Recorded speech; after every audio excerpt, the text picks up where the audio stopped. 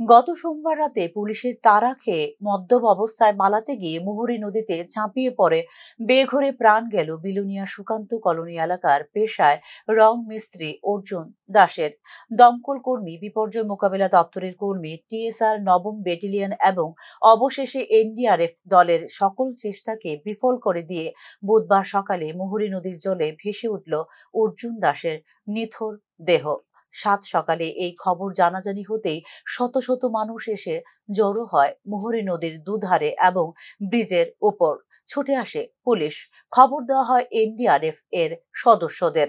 তারপর এনডিআরএফ দলের সদস্যরা মুহুরী নদী থেকে উদ্ধার করলো অর্জুন দাসের পচা গলা মৃতদেহ।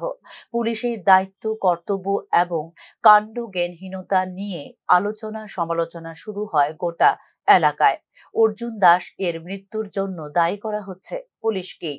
অর্জুন দাসের পরিবারের পক্ষ থেকে বিলোনিয়া থানার দায়ের করা হয় অভিযোগ।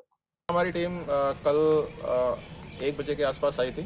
फिर उसके बाद हमने 1:20 पे ऑपरेशन स्टार्ट कर दिया था और फिर शाम को ऑपरेशन 6:30 बजे के आसपास ऑपरेशन चलता रहा था। फिर उसी टाइम हमने क्लोज कर दिया था। तो आज कितने बजे आपको इन्फॉर्मेशन मिला कि बॉडी रिकवर हो रहा है? अब हमने जो बॉडी रिकवर किया है वो जो है 7:40 पे किया है। पानी से अंदर से ही तो रिकवर किया आप लोग? हाँ, पानी के अंदर से ही रिकवर किया है। उनका नाम, जो जिसका डेड बॉडी रिकवर किया, आपको उसका नाम पता है? नाम उसका सुकंता दास है। अर्जुन दास।